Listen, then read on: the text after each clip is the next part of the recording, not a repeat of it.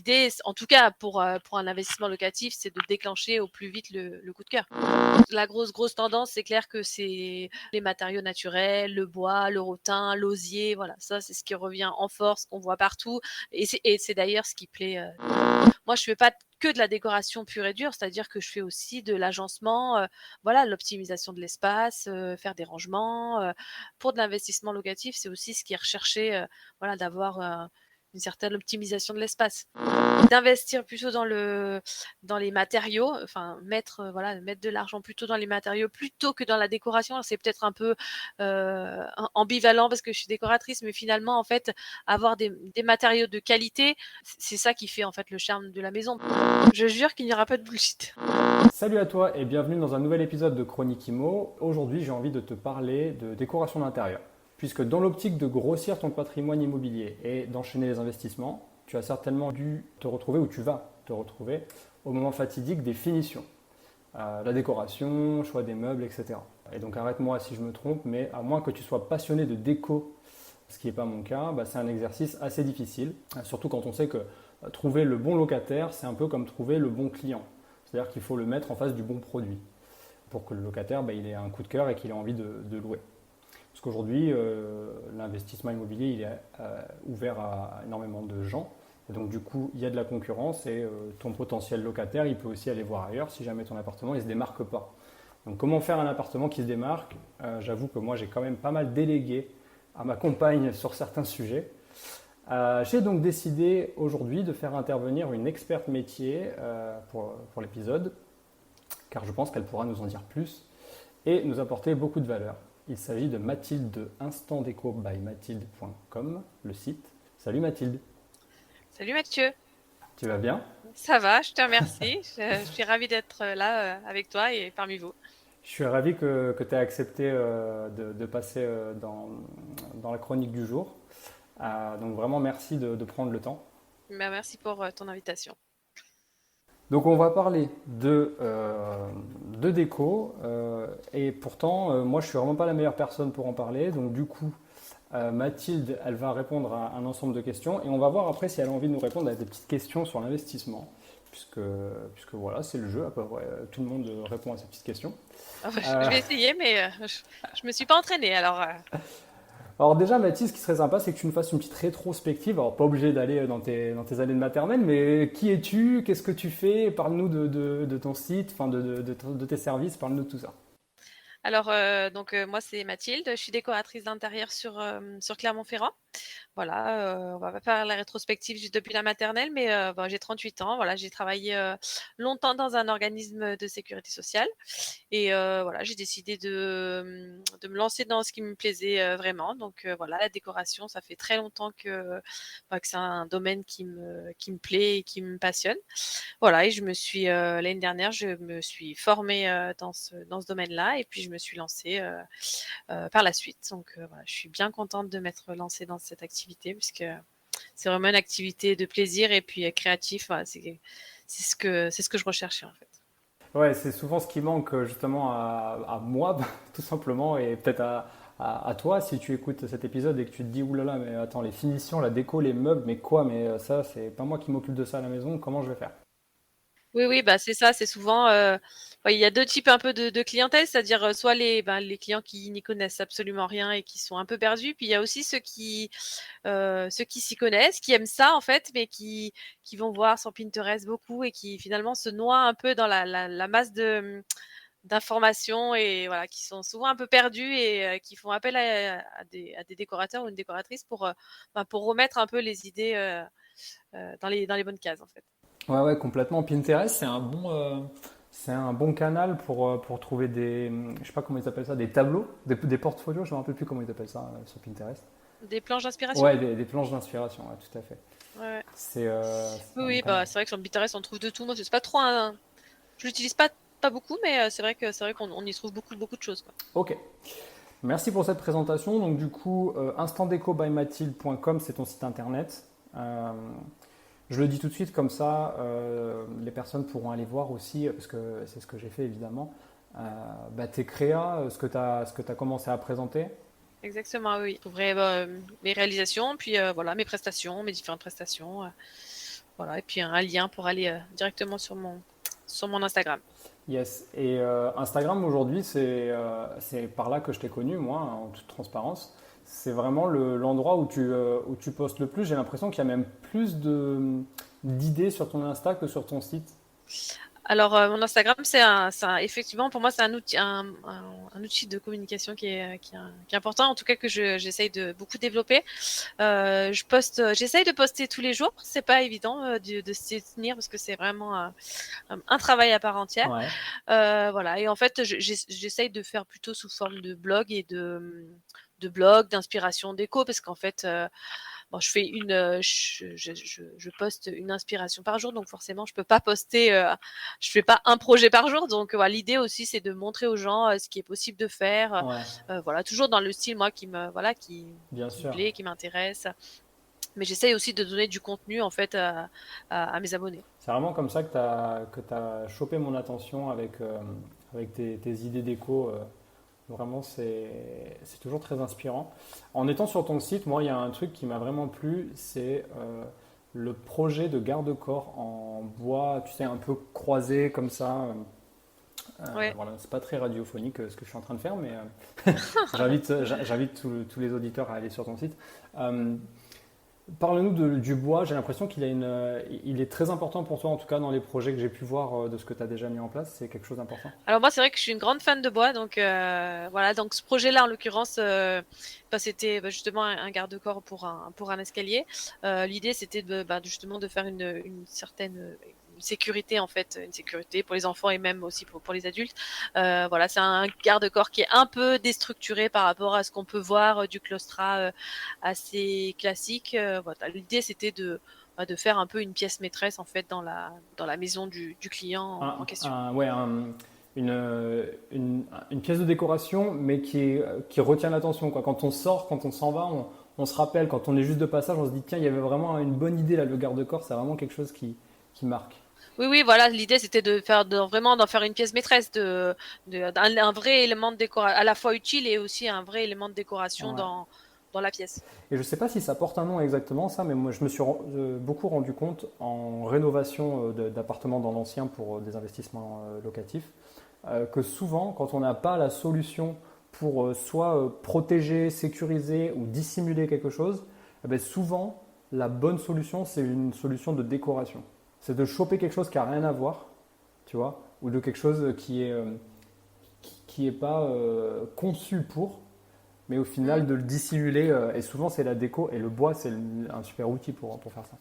Oui, alors en fait, par exemple, des fois dans des éléments qui sont un peu, enfin dans un intérieur où il y a un élément qui est disgracieux, je sais pas, par exemple Ouais, un poteau de gaz au milieu d'une cuisine. ouais. En fait, des fois au lieu de le dissimuler, enfin moi j'ai plutôt tendance Ouais, dissimuler, à c'était mon terme, mais l'accentuer. c'est pas Ouais, exactement alors ça. c'est pas l'accentuer, c'est pas accentuer l'élément qui est pas très esthétique, mais d'en faire en fait une force plutôt que de vouloir dissimuler à tout prix un élément disgracieux, essayer d'en tirer en fait Son plein potentiel, peut-être. quelque chose, voilà, le potentiel de ce qu'on peut en faire.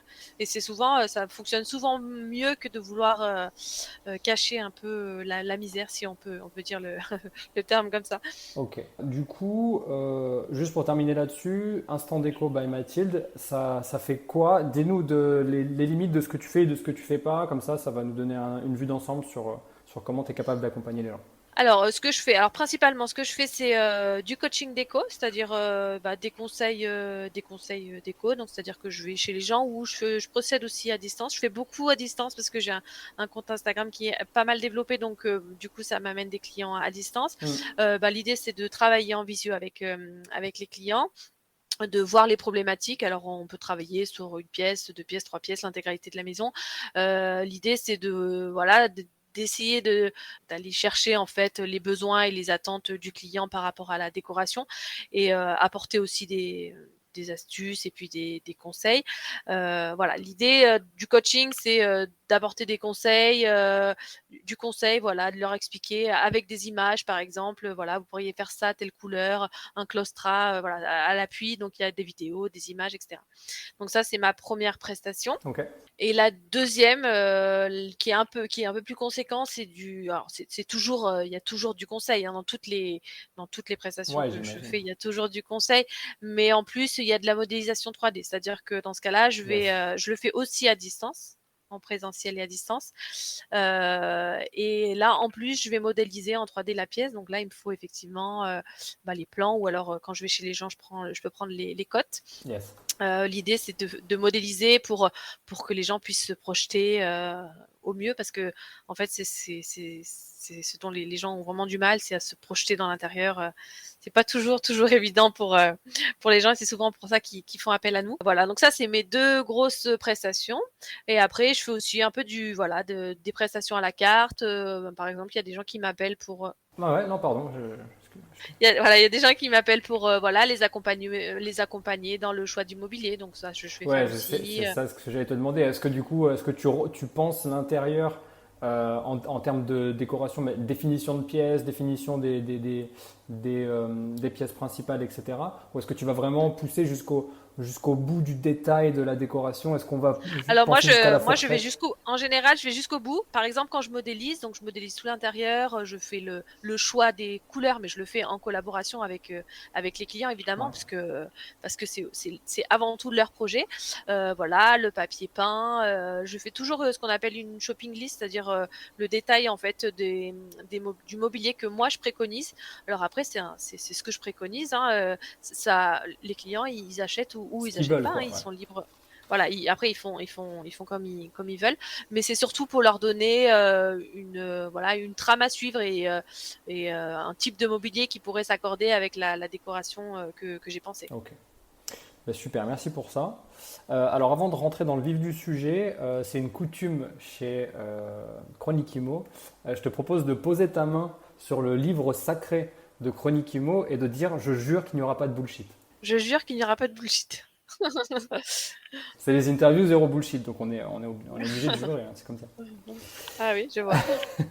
Donc aujourd'hui ton rôle c'est d'accompagner soit en coachant, c'est-à-dire en donnant les bons conseils déco par rapport à ce que le client veut, ça veut dire qu'il te donne déjà ses idées et toi tu les appliques à comment il devrait procéder pour aller… Oui, alors en général, il me donne pas les idées, parce que les idées, elles viennent souvent de moi. Souvent, les clients, ils sont un peu perdus. L'idée, c'est de travailler sur une problématique. Par exemple, une entrée qui est trop sombre.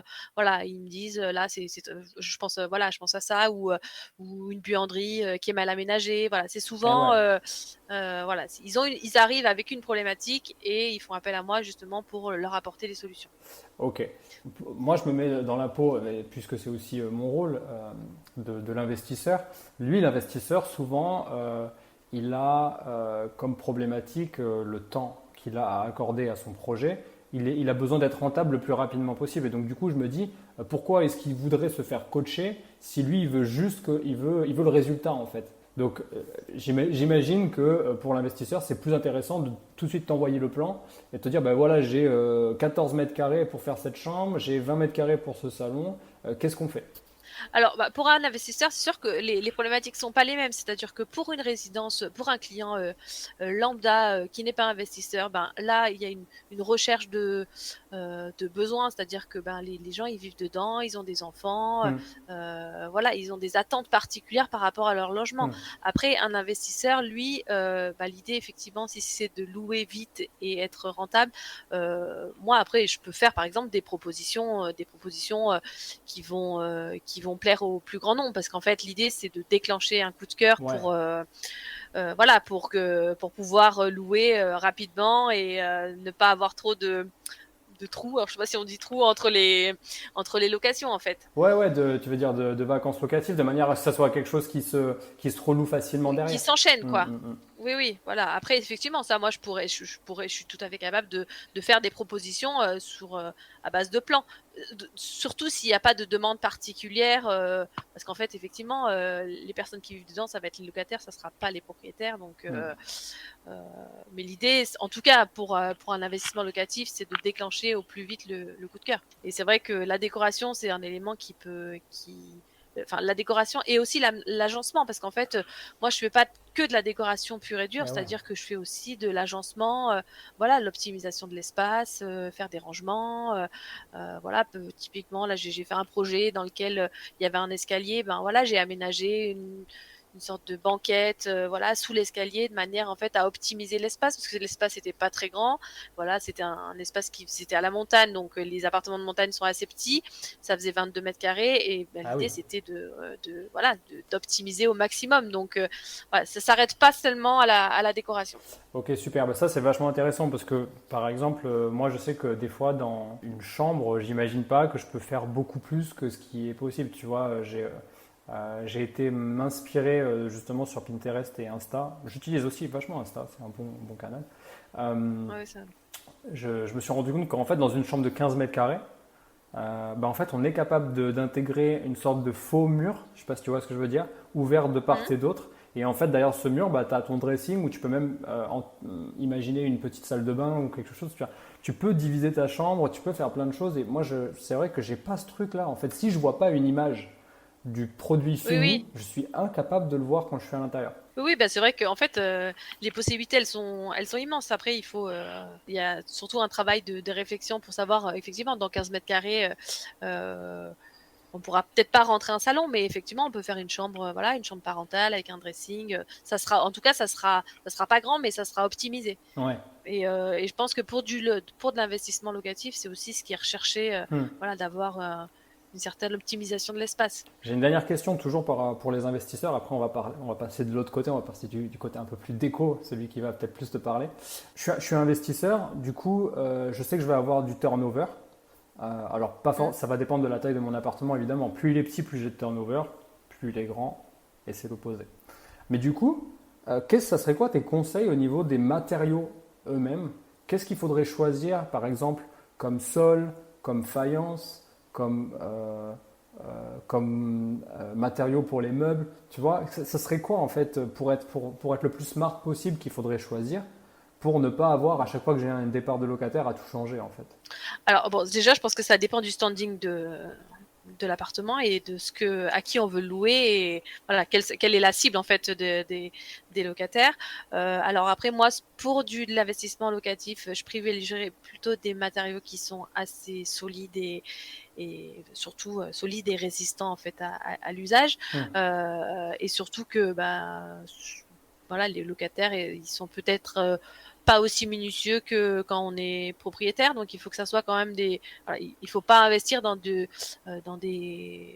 par exemple, je pense sur un plan de travail, Mhm. investir dans de la pierre, c'est risqué. Ah oui, C'est très beau, la pierre c'est très beau, mais c'est très cher, et mais c'est plus le fragile du risque, coup? oui, il peut y avoir alors, non, la pierre c'est dur, c'est solide, mais par contre, il peut y avoir enfin, il faut en prendre soin quand même. Ouais, Voilà, ça peut être un élément qui est poreux, donc il peut y avoir des taches d'huile, il faut faire attention. Un propriétaire qui va mettre une certaine somme dans un plan de travail en pierre, il ah sera ouais, il va peut-être le prêt bichonner. à, voilà, il va le bichonner. Peut-être qu'un locataire, peut-être un peu moins, mais il y a certainement des locataires qui sont très très respectueux. Bien sûr, bien sûr. Euh, et après, en termes de, voilà, les matériaux, par exemple, alors, je sais que le vinyle, c'est souvent quelque chose qui a mauvaise presse.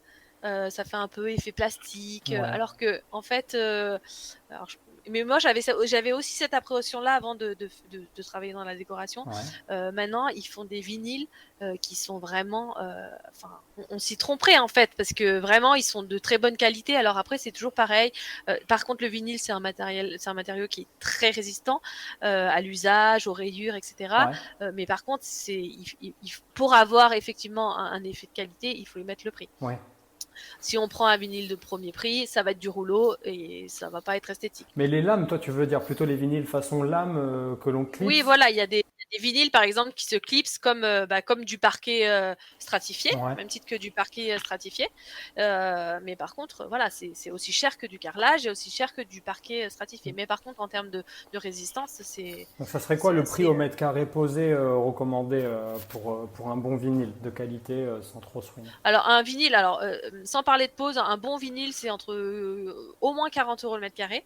Ok, Donc, hors pause. voilà, entre 40 et 50. Et après, pour la pose, ça dépend de l'artisan, mais en général, il faut compter au moins 50 € le mètre carré. Hmm. En général, voilà, la pose est aussi chère Mhm. que le coût du matériel. Mais bon, après, c'est vrai que si c'est un matériau qui dure dans le temps, bah, ça vaut le coup, quoi. Oui, oui, bah alors moi je suis assez fan de mettre en tout cas, d'investir plutôt dans les matériaux, enfin voilà, mettre de l'argent plutôt dans les matériaux plutôt que dans la décoration. Alors, c'est peut-être un peu ambivalent parce que je suis décoratrice, mais finalement en fait Ouais, avoir non, pas des forcément. matériaux de qualité, c'est ça qui fait en fait le charme de la maison, parce que on peut avoir des très beaux tableaux, des beaux miroirs, mais si le sol par exemple il est désuet, on n'aura jamais un intérieur qui est Ouais, très très harmonieux.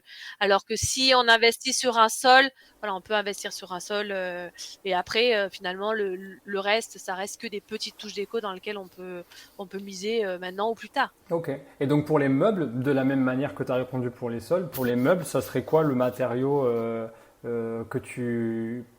que tu voudrais mettre en avant? Parce qu'il y a eu une période, là, il y a peut-être, je sais pas, 5-10 ans, où c'était la grosse mode, je sais pas si tu as vécu ça, des meubles en casier, tu sais, qui revenaient vachement en acier, un peu comme les casiers de sport, je sais pas si tu vois ce que je veux dire. Oui, oui, bah alors c'est vrai que l'industriel, bon, c'est toujours, Toujours c'est un tendance? peu moins tendance que. Bon, grosse tendance, c'est clair que c'est les matériaux naturels, le bois, le rotin, l'osier, voilà, ça c'est ce qui revient en force, qu'on voit partout, Ouais, et c'est d'ailleurs c'est ce qui plaît au plus grand nombre. ouais.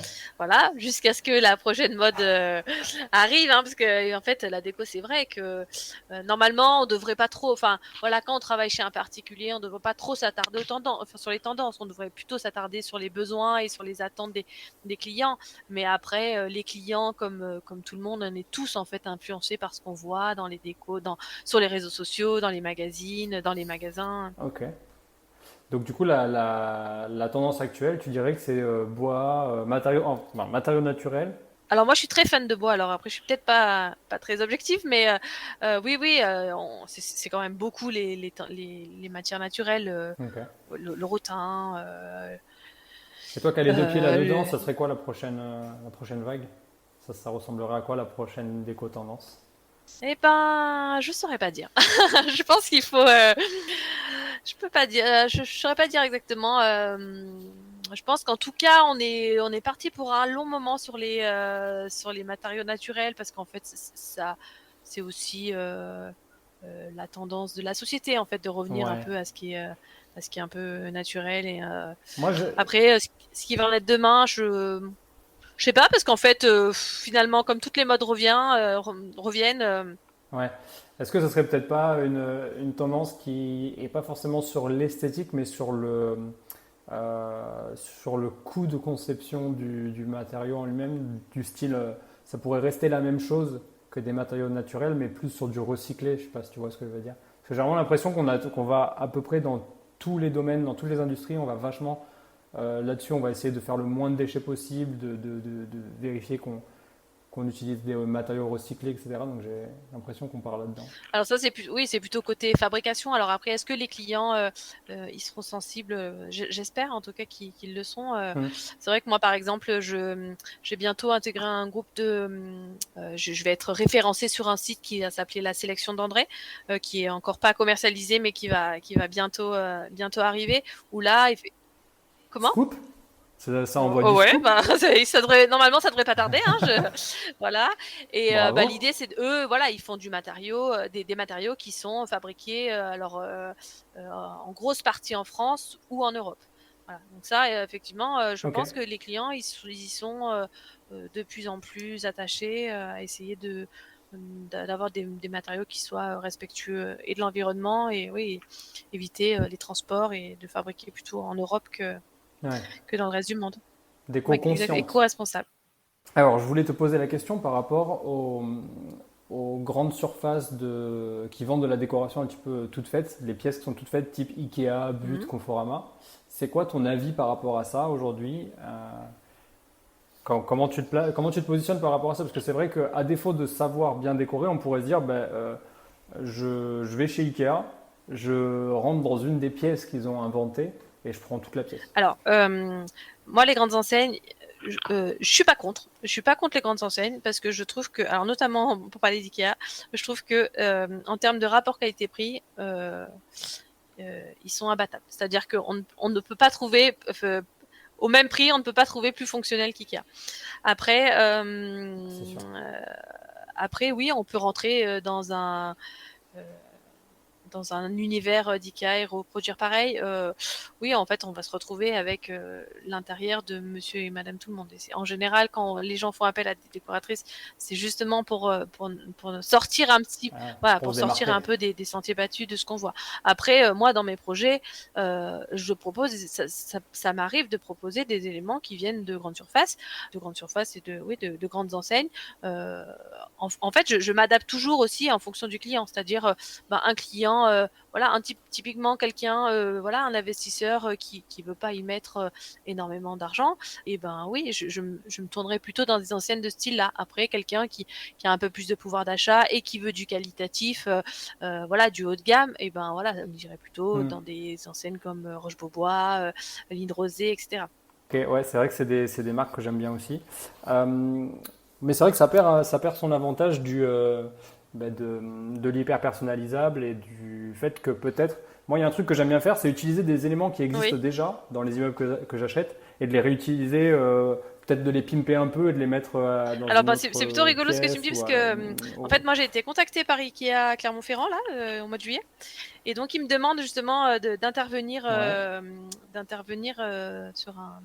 de réaliser un atelier justement sur de la customisation de meubles. Donc, en fait, même eux, énorme. ils se mettent à donner une seconde vie en fait à leur propre meuble. Donc, c'est Mais tu vois, non mais c'est exactement ce qu'on disait tout à l'heure. C'est sûr que c'est ah oui, oui, bah là-dedans qu'ils non, veulent mais de toute aller. façon, Il y a un marché. oui, oui, oui, c'est la tendance. C'est sûr que c'est une des tendances. Donc là, en l'occurrence, dans cet atelier-là, enfin, en fait, il y a trois ateliers. Bon, ça va être un atelier qui va durer 3 heures. Et là, je vais proposer trois customisations, donc avec des meubles phares d'IKEA, donc voilà, la petite table basse que tout le monde connaît, qui fait 60 cm de haut, voilà, qui vaut 10-15 euros chez Ikea. Donc voilà, l'idée c'est Ah. de leur donner une seconde vie et ouais, ouais, moi je suis super contente de pouvoir participer à ce type d'atelier parce que c'est du voilà, c'est aussi de donner une seconde vie aux objets et c'est chouette plutôt que jeter. Bien sûr, bien sûr. Et donc du coup, un investisseur qui aurait pas forcément anticipé le budget d'une décoratrice d'intérieur, il va se dire, peut-être en écoutant l'épisode ou peut-être de manière générale, il va se dire tiens, ça serait chouette que je délègue cette partie-là parce que j'ai pas le temps. Enfin, après tout, quand on a, je sais pas, les enfants, le boulot, qu'on rentre le soir, on n'a peut-être pas envie d'aller se retaper la déco de son investissement immobilier les soirs et les week-ends pendant plusieurs semaines. Donc je me dis en fait, euh, ça serait quoi l'ordre de grandeur de budget? C'est ça la question que je veux te poser en fait. La grandeur de budget, comment tu fais pour la déterminer par rapport à tes besoins? Est-ce que ça fonctionne de pourcentage ou est-ce que le fait que tu le fasses à distance, quand tu fais des projets à distance, quand tu le fais en physique, en présentiel, comment ça s'organise le tarif d'une décoratrice d'intérieur? Alors, moi, c'est vrai que souvent, il y a, en amont, il y a des visios ou des rencontres en réel. Mhm. C'est vrai qu'une des premières questions, c'est de connaître le budget, voilà, le budget du client. Après, moi, effectivement, je vais m'adapter au budget du client, pour que ça rentre au mieux Mhm. dans ce qui est, voilà, dans ce qui est déterminé. Après, moi, ce que je vais faire, c'est souvent, je vais, par exemple, préconiser un sol. Par contre, donc je vais lui donner voilà par exemple la référence du sol, voilà à l'endroit où il peut le trouver. Mais par contre, je vais pas chiffrer la main d'œuvre parce qu'à distance, je suis pas capable de dire voilà tel artisan va vous prendre tant. Ça, je sais pas. Je sais en général que de la pose de parquet, c'est à peu près enfin, le sol, c'est à peu près 50 € le mètre carré, mais voilà, je suis pas à l'abri de me tromper. Donc moi, l'idée, c'est d'apporter en fait un projet modélisé ou pas avec des conseils. Après, alors, souvent quand c'est à distance, la partie gestion des travaux, c'est le client qui s'en occupe. Bien sûr, bien sûr. Voilà. Et après, ben moi, je m'adapte. Voilà, j'adapte les références des produits par rapport au budget du client. Ok. Voilà. Par exemple, j'irai pas choisir ou sélectionner un, un canapé chez Roche-Beaubois si c'est pour faire de l'investissement locatif pour des étudiants. Ouais, bien Enfin, sûr. voilà, il faut que ça soit en cohérence avec la cible et puis avec le budget. Du coup, avec ces informations-là, si jamais tu fais si tu veux, si quelqu'un a besoin de toi pour être accompagné sur un projet aux alentours de Clermont-Ferrand, enfin en Auvergne, ça, tu peux Mmh. faire la gestion du projet de A à Z, c'est-à-dire avec les travaux, etc. Alors moi, ce que je fais, moi je fais pas de la gestion de travaux pure et dure parce que j'estime que c'est un métier à part entière et que Ok, je veux pas me lancer là-dedans parce que c'est souvent des personnes qui ont des décennales, par exemple. Moi, je n'ai pas d'assurance décennale, ok. mais par contre, voilà, je travaille avec des artisans, un maître d'œuvre, des artisans, voilà. Donc je suis capable Mhm. de dire, ben voilà, sur tel projet, moi je vous conseille de prendre tel artisan ou alors de faire selon l'ampleur l'ampleur du projet, de faire appel à un maître d'œuvre pour que lui coordonne en fait les artisans entre eux. Moi, évidemment, que je vais aller voir sur les chantiers enfin voilà, je vais aller voir le résultat, vérifier que la couleur, le papier peint soit le bon, etc. Mais je fais pas de la gestion pure et dure de chantier. Ouais, ok, ok, ça marche. Et donc du coup, si on devait faire une grille à peu près tarifaire du coût de ce genre de prestation, en fait, le coaching, ça serait un peu le produit d'appel, au cas où le client il n'ait pas le budget pour faire le projet peut-être modélisé, etc. Et après, peut-être l'offre numéro 2, ça serait l'offre avec le modèle 2D, 3D. Dis-moi si je me trompe. Oui, oui, oui. Alors, c'est pas un produit un produit d'appel. Je sais pas, hein, je... C'est un peu. Non, non, mais alors, moi, j'essaie de toujours faire du travail de qualité, c'est-à-dire que que le client, moi, je veux quand je lui présente le projet, qu'il ait compris et puis que voilà, que ça réponde à ses besoins. Alors, effectivement, la différence entre les deux, c'est qu'il y en a un qui est modélisé et un qui ne l'est pas. Et forcément, en termes de coût, ça pas du tout voilà, parce que la modélisation, c'est une activité qui est assez chronophage Hmm. mais qui apporte un plus qui permet en fait aux gens de pouvoir se projeter Ouais. beaucoup mieux que sur un simple Mm, coaching. mm. Après, par exemple, sur une entrée, voilà, si je conseille une couleur, un papier peint, claustra, etc. Mm. Bon, il y a peut-être, en fait, il faut adapter la prestation par rapport au projet. Il y a peut-être pas besoin de modéliser toute une entrée juste pour faire un choix de papier peint. En fait, il faut que ça soit, il faut que, en fait, la modélisation, il faut qu'elle ait une utilité. Ouais, bien sûr. Il n'y a pas besoin de modéliser pour modéliser. Il faut que le client trouve une utilité et que c'est une utilité pour lui. Mm, mm. J'ai testé Cozy Casa dernièrement, je sais pas si tu connais. Je connais, Ouais. oui. Tu utilises... Je ne l'utilise Non, pas. tu utilises quoi toi pour modéliser? Alors moi, j'utilise le logiciel SketchUp Ah, ok, ouais, j'ai parce utilisé que, ça sur plusieurs projets. Ok, oui, super. Ah ouais, Cozy Casa, ouais, j'ai testé, j'ai trouvé moins intuitif, mais en tout cas, j'en entends énormément parler dans le milieu de l'investissement. C'est un outil que les investisseurs utilisent pour réussir à se projeter. Après, il y a toujours la technique du carton, hein. On coupe des cartons à la taille des meubles qu'on veut mettre et on les met un petit peu partout pour voir si ça rentre. Moi, j'ai fait ça. oui, oui, on peut aussi. Non, Cozy Casa, c'est pas un logiciel que bon, je le connais parce que je l'ai déjà utilisé, mais il y a très longtemps, donc je saurais même plus l'utiliser. Mais bon, c'est vrai qu'il est peut-être plus accessible aux particuliers que SketchUp, qui nécessite quand même une certaine dextérité pour, euh, pour Mm, l'utilisation. mm, Mais après, peut-être que je me trompe, hein, mais peut-être qu'en termes de rendu, le SketchUp est peut-être un peu plus poussé, mm. Ok, mais je peux pas vraiment me prononcer parce que je n'utilise pas Cozy Casa. ok, ok. Donc du coup, j'aimerais qu'on parle de tes revêtements préférés. Donc tu m'as dit pour le sol plutôt bois, donc je dois comprendre plutôt parquet. Plutôt parquet, j'aime bien le parquet. Après, moi, j'aime beaucoup la pierre aussi. Voilà, le travertin. Après, le travertin, faut faire attention où est-ce qu'on le met parce que c'est un matériau qui est poreux. Donc, dans une cuisine, par exemple, c'est pas du tout adapté. Voilà, c'est pas très. Bon, moi, je suis très fan de bois. Après, le carrelage, oui, ça peut être. Le carrelage aussi, ça peut. Ok. Est-ce que tu es comme beaucoup de professionnels de la décoration, est-ce que tu mets les carrelages imitation lame de parquet à la poubelle tout de suite? Tu veux pas en entendre parler ou? Eh ben, là, j'étais chez un client où il y avait du carrelage imitation bois.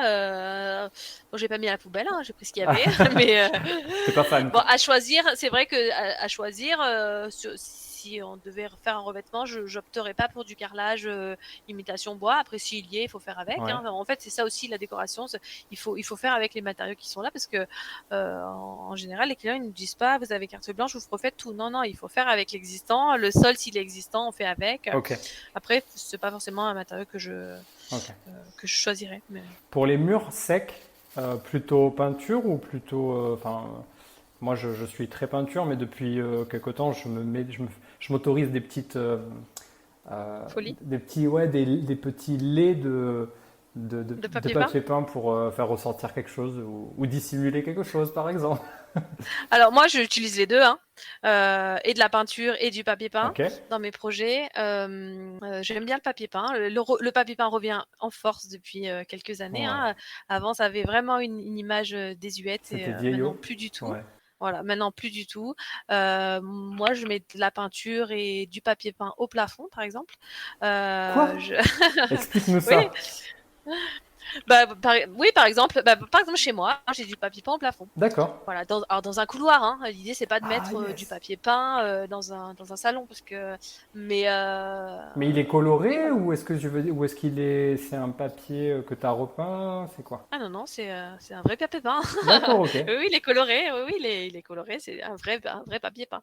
Voilà. Après, moi, ça m'arrive très souvent de mettre de la peinture au plafond. Alors c'est quelque chose qu'on n'a pas l'habitude de voir et le rendu est plutôt sympa là sur mon dernier. Du papier peint en plafond? Sur mon non, de la peinture, papier peint ou peinture, mais de la peinture, oui, j'en mets souvent au Donc plafond, tu ouais. colores en fait les plafonds. Bah, une partie des plafonds, par exemple, là sur mon, alors, je sais pas, Non, bon, mais moi moi je te j'habite pose la les, question naïvement. Vraiment, oui, oui, oui, oui. faut que tu m'amènes dans ton univers parce que moi je sais pas du tout. Je suis nul. On considère que je suis zéro en déco. Voilà. Non, non, mais par exemple, bah, là, sur mon dernier projet que j'ai fait, bon, il est sur mon Instagram, hein, j'invite les gens à aller voir. Par exemple, j'ai fait une cuisine. Donc, la cuisine, eh ben, j'ai fait les murs verts et le plafond vert. Donc, en fait, ça fait un effet boîte. Alors, c'est une cuisine qui est ouverte sur le salon, mais Oui, je vois ce que tu veux dire. J'ai vu. Du coup, on a l'impression qu'il y a une pièce sans mur dans l'angle de la pièce principale, c'est ça? oui, disons que ça crée en fait ça crée un espace dans un espace ouvert. Alors la tendance est quand même d'ouvrir au maximum, mais finalement de créer un espace dans un espace, ça fait quand même son petit Ouais, effet ouais, quoi. ça définit l'espace, c'est pas mal. Ouais ouais, c'est le rendu est franchement moi je trouve que le rendu est assez chouette. Ok, super, génial. Ouais, bah, c'est vrai que tu vois, ouais, c'est pour ça que tu es là, c'est pour nous parler de ce genre d'idée, parce que sinon, on n'y arriverait pas. Et pour les murs humides, c'est quoi ton matériau de prédilection? Et plutôt le style que tu mettrais, parce que j'imagine que ça va être de la faïence pour les murs humides. Alors le style, je peux pas vraiment définir un style parce qu'en fait ça dépend de l'intérieur de la maison, voilà, ça dépend de l'année de construction de la maison, mais effectivement sur un mur humide, il faut mettre de la faïence. Hmm, Sinon, c'est risqué. La peinture, ça risque de cloquer. hmm. Le papier peint, ça risque de pas bien tenir. Donc, J'ai vu qu'il y avait de la peinture spéciale pour créer une crédence, une peinture qui résiste. Donc au lieu de coller, du coup ce serait une version économique de la crédence en fait, au lieu de faire une crédence en faïence et après de ouais. jointer. J'ai vu qu'il existait des peintures, tu vois, dans les grandes surfaces, Casto, Leroy Merlin, etc. Une peinture où tu peux mouiller, tu peux mettre de la graisse et ensuite ça se nettoie vachement bien. Oui, alors après, effectivement, il y a des peintures qui sont plus lessivables que d'autres, hein. Ça, c'est sûr. Mais par contre, le risque, si le mur est humide, c'est qu'en fait, la peinture, elle se décolle. Hmm. C'est pas tant pour nettoyer le mur, parce que le mur, la peinture, ça se nettoie. Voilà, il suffit de prendre une peinture lessivable. Là, il y aura pas trop de soucis. Hmm. Mais par contre, ouais, le gros risque, c'est que ben, l'eau s'infiltre entre le placo et la peinture et que ça fasse sauter la peinture. Surtout sur des petites surfaces comme ça, autant mettre une belle faïence. Tu penses quoi des faïences, tu sais, avec des espèces d'arabesques en couleur ou même noir et blanche, on en voit vachement aussi. Je sais pas si c'est en train de disparaître un petit peu cette mode. Je sais pas si tu vois ce que je veux dire. Alors, je vois pas trop ce dont Non? tu me parles. Ah, Euh, ça s'est vachement vu en décoration. C'était repris dans les cuisines et dans les salles de bain, souvent pour faire une crédence, pour donner un côté un peu vintage à Ah, tu parles des carreaux de ciment, peut-être, non? imitation carreau de ciment, mais Ah pas oui. en carreau de ciment, parce que franchement, quand on voit les prix des carreaux de ciment, c'est juste à s'arracher les yeux. Alors moi, les carreaux de ciment, bon, c'est vrai qu'il y a une grosse tendance carreaux de ciment. On le voit un peu moins quand même maintenant. Alors moi, je suis le carreau de ciment, oui.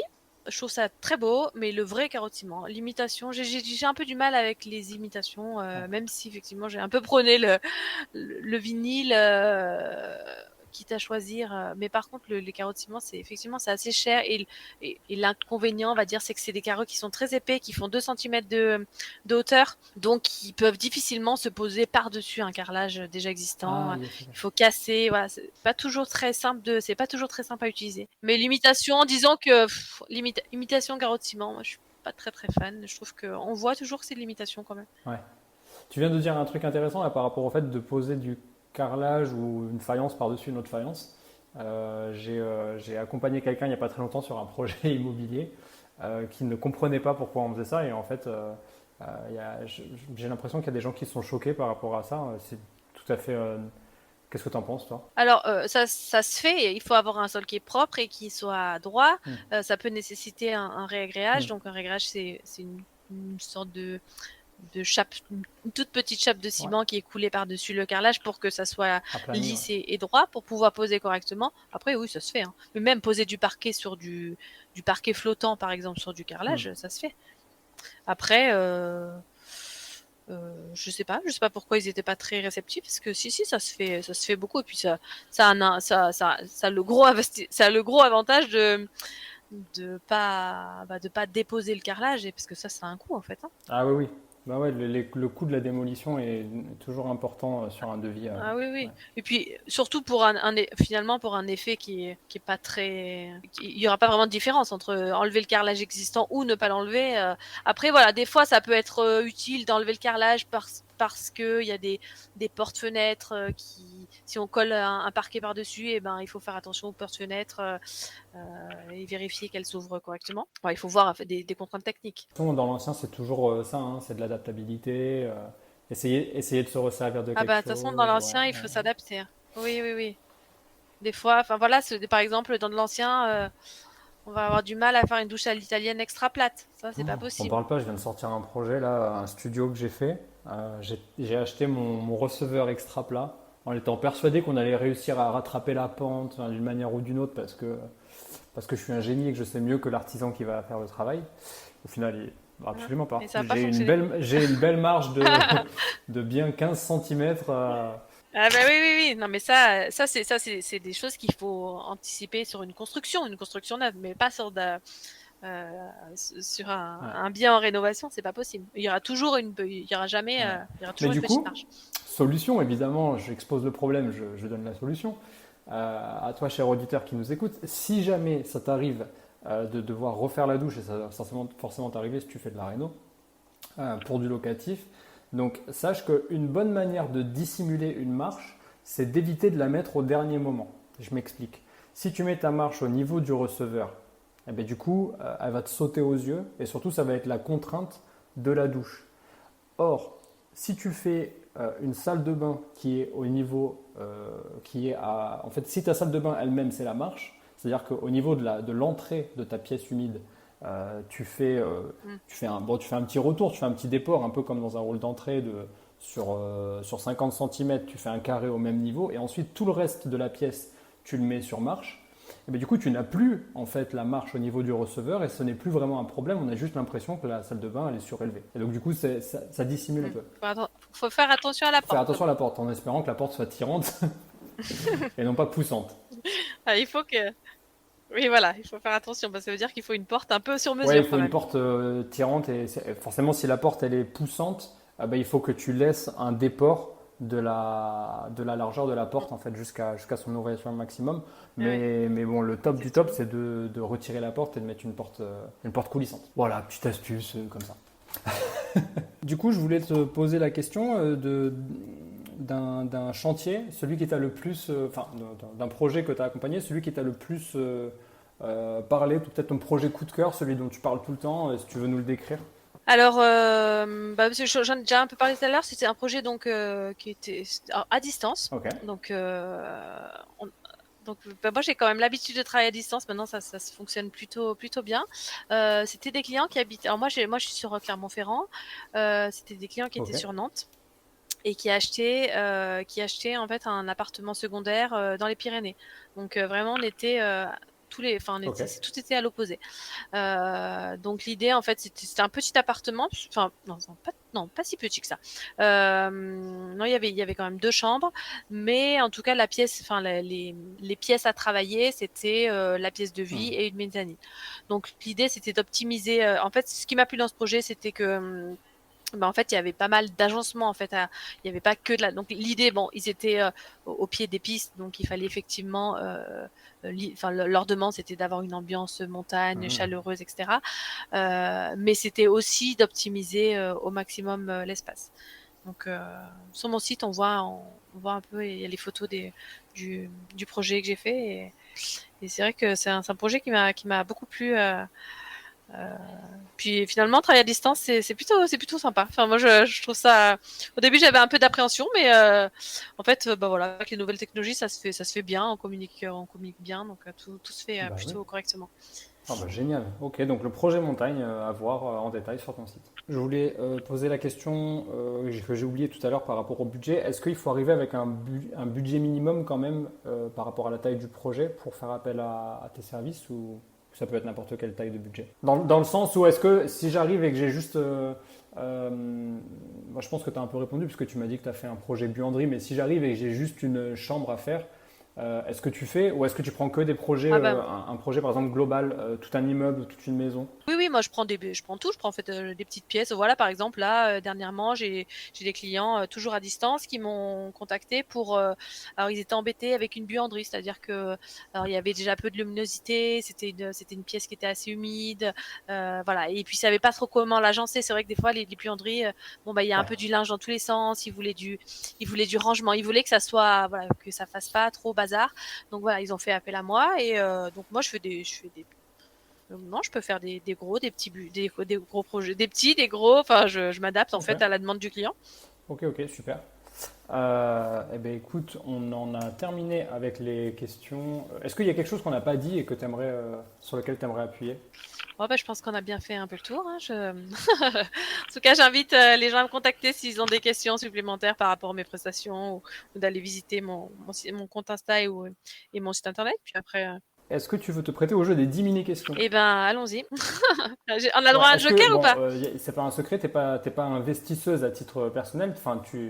Absolument pas, non. Donc du coup, ça va être un peu à la façon d'un micro-trottoir, tu sais, quand on va voir les gens qui sont pas concernés par le sujet, qu'on leur pose là des questions, ils doivent répondre à quelque chose. Ou on se moque un peu On se d'eux, moque quoi. pas d'eux, on se moque pas C'est d'eux, ça? on prend la Ah, tendance, on d'accord. prend la tendance. Mais du coup, ça va D'accord. nous donner des idées. Allons-y, prenons la tendance. Allez, c'est parti.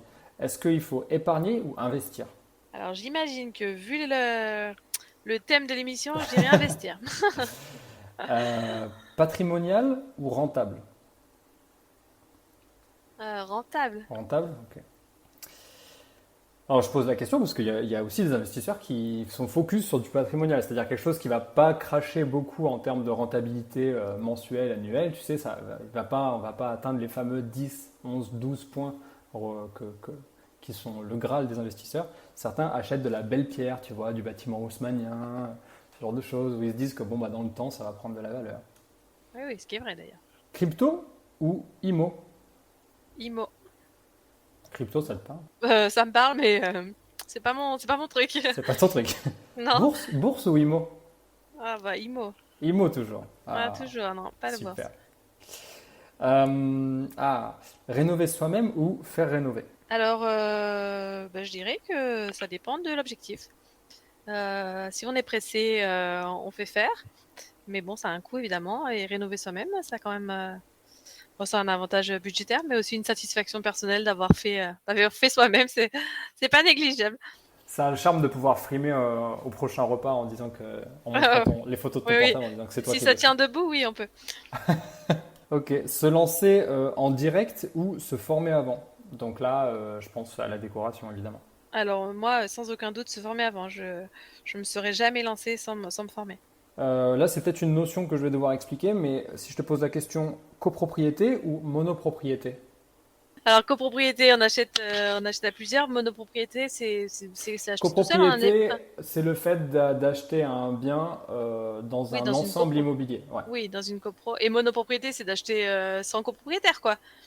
Ouais, des fois, tu vas acheter une maison, par exemple, que tu vas pouvoir diviser, ça va te faire plusieurs appartements, donc tu es le seul et unique propriétaire de ces plusieurs appartements. Monopropriété, alors. Ok. Tu vis, toi, en monopropriété? Moi, je vis dans une maison individuelle. Individuel. Ok, donc ouais, Ouais, monopropriété. Donc ouais, du coup, exactement. quand tu as un problème de toiture, Ouais, bah, j'appelle mon mari. voilà. Mais c'est tout pour vous. C'est ça. On divise pas la... Non, non, non, non. Non, ben, bon, après, j'ai jamais vécu en copropriété. Enfin, si, en location, mais c'est. Non, ben, c'était pas de la propriété, du coup. Ouais. Mais j'ai jamais vécu en Et copropriété. oui, ça a ses avantages et ses inconvénients. Acheter en direct ou acheter avec un agent immobilier? La question piège. Parce que moi, je travaille avec des agents immobiliers, donc. Mais je dirais quand même, pour être honnête, je dirais acheter en direct. Ah, ok, ok, ok. Voilà. Après, À quel niveau tu travailles avec les agents immobiliers? C'est intéressant, ça. bah parce que des fois, ils ont par exemple des biens ou des maisons qu'ils n'arrivent pas à vendre déjà. Donc je fais aussi du homestaging, j'en ai pas parlé ça. Du homestaging, voilà, pour essayer de faire un petit coup de neuf à l'intérieur. Ou alors des gens Trop bien. qui achètent un bien immobilier et qui veulent un peu le remettre au goût du jour et qui savent pas trop comment s'y prendre, quoi. Donc à la fois, c'est des gens avec qui je travaille, mais moi personnellement, j'ai toujours acheté en direct. En direct, ok, Enfin, ok. toujours. J'ai pas beaucoup acheté, mais à chaque fois que j'ai acheté, c'était toujours en direct. Ok. Chacun son notaire ou un notaire pour deux? Chacun son notaire. Jamais d'apport ou toujours de l'apport? Je pense que la vraie réponse, c'est sans apport, mais Il n'y a pas. Non, mais sache il n'y que a pas de bonne réponse. non, mais dans aucune des questions, il y a pas de bonne réponse, hein. C'est vraiment toujours toi qui décide. Je dirais que moi, j'ai toujours investi avec de l'apport. Ok. Mais je pense que c'est plutôt intéressant de le faire sans apport. C'est là qu'on se crée vraiment un patrimoine. Ouais, voilà, c'est vrai que ça aussi c'est très ambivalent, hein. C'est que on sait très bien que cash is king, mais c'est quand même mieux de le garder et de pas l'investir. De l'avoir, de posséder du cash pour prouver de la bonne solvabilité, je dirais que c'est la bonne réponse. Maintenant, le contexte actuel, donc en septembre 2022, fait que, bah, évidemment, les banques demandent toujours un petit peu d'apport. Oui, oui. C'est le jeu. Banque en direct ou courtier? Bah, courtier. Courtier, ouais. Ok. Et pour terminer, est-ce que tu as bullshité pendant cette interview? Bah, je vais pas le dire, hein. Et en plus, j'ai juré. Elle est Donc, diabolique, elle a juré et elle me fait. j'ai juré, Aïe, mais aïe, aïe. Ok, ok, ok. Pour terminer l'épisode, on va répondre à une question d'un auditeur. C'est Danny Dove, Danny Dove sur Insta, qui pose la question directement sur l'Instagram du podcast, à savoir Chronique Imo Podcast. Toi aussi, tu peux laisser ta question en DM si tu en as une. Il nous dit: pour ou contre une baignoire d'angle? Je n'ai pas la place de choisir les deux, donc ça sera. Ah non, je n'ai. Ah oui, donc ça sera soit baignoire, soit douche. Je m'en remets à toi. Qu'est-ce que tu en penses? eh ben, je trouve que la baignoire d'angle, c'est un bon compromis. Moi, je suis très baignoire quand même. Je trouve que c'est D'accord. bien. Les baignoires, voilà, on met une paroi, ça fait un peu comme une douche. Si, ben, je l'encourage. Dans ce... Ok. Donc baignoire d'angle, Danny Dove, hein. J'espère que la réponse est répondue en plus par une décoratrice d'intérieur. Donc là, Il a plus le choix là, faut qu'il y aille. Il là, a plus qu'à l'acheter. ouais, tu peux te jeter. Il n'y a pas de souci. Et enfin, Mathilde, est-ce que tu as une recommandation pour nos auditeurs? Ça peut être n'importe quoi, un livre, de l'art, quelque chose que tu as envie de partager qui te fait vibrer, ça peut être n'importe quoi. Quelque chose qui a un rapport avec la déco, tiens. Ouais, ouais. Alors, bah moi, j'encourage les gens à aller faire quand même. les vides-greniers, les brocantes. Moi, je suis très fan de brocantes et de vide-greniers. Je trouve qu'on y trouve des inspirations, des chouettes inspirations en décoration. Mais il y a tout, hein, il faut trier, mais en tout cas, enfin moi j'adore ça et je trouve que surtout que voilà la tendance du rétro ça revient à fond donc enfin, moi en Ouais. tout cas moi j'adore le faire, je le fais Ok. souvent et j'invite en tout cas vos auditeurs à le faire quoi. Bon, bah écoute, c'est top. Franchement, merci beaucoup. C'est une super reco parce que c'est pas hyper précis, mais en même temps, ça en dit long sur ce que tu fais, et sur la façon dont tu le fais. Moi, j'ai grandi là-dedans. Mes parents, ils adoraient faire et aller dans les vides-greniers. Donc, du coup, j'ai un peu appris à recycler de cette manière-là. Tu vois, j'aime pas jeter les meubles, même si Mais oui, les meubles et tout un tas d'autres choses, tu vois. Des fois, on trouve des lampes, des pieds de lampes, on trouve des choses assez géniales dans les vides-greniers. Donc, j'adore cette reco. Bravo. Merci à toi. merci Mathieu, à bientôt.